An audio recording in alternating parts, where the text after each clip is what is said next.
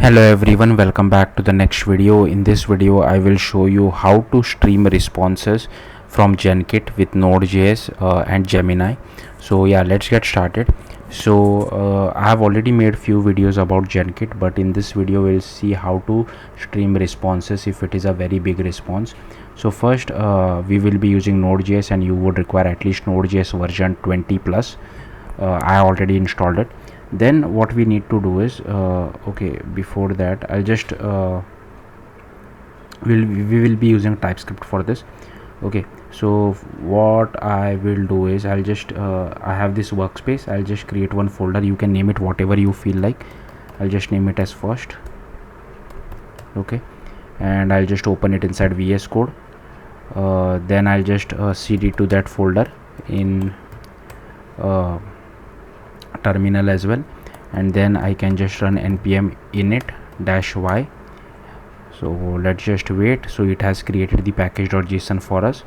Then I can just create one TypeScript file called index.ts. Then we need to install this dependency, so I'll just copy this and I'll paste it over here. So it will install the dependencies for us. Then we require the API key, so you can just open this inside a new tab, this particular URL. Okay, and here you can just click on create API key. Okay, I'll just come over here. Okay, so it's the same, I'm using different account.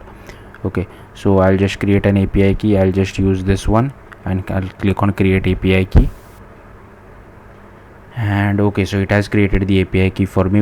If you want, you can store it inside an environment variable as well, but given that this is just a practice project, I'm not really using it. I don't really care about it.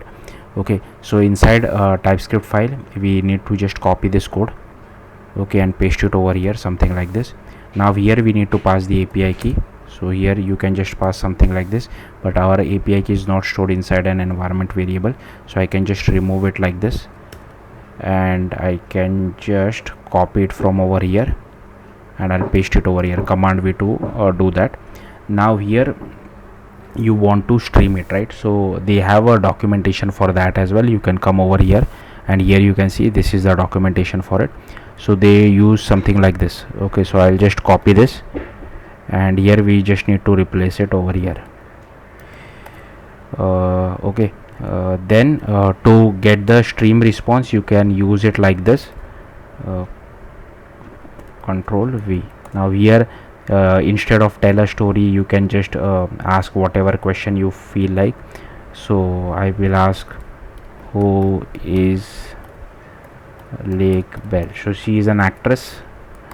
Okay, and now to run it, all I need to do is just do npx tsx index.ts. so let's just wait.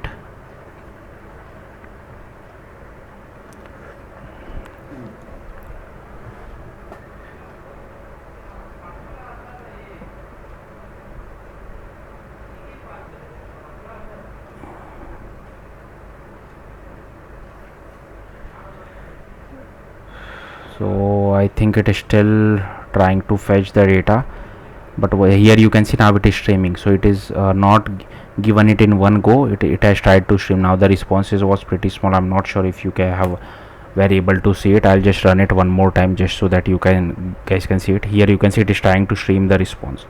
Okay, but if in case if you are not interested in streaming, you can just comment this out, and they have also given it how to get all the data in one go. But I think that would be a very bad practice, because you will just have to wait to get the entire response. So but I'll show you guys the output as well.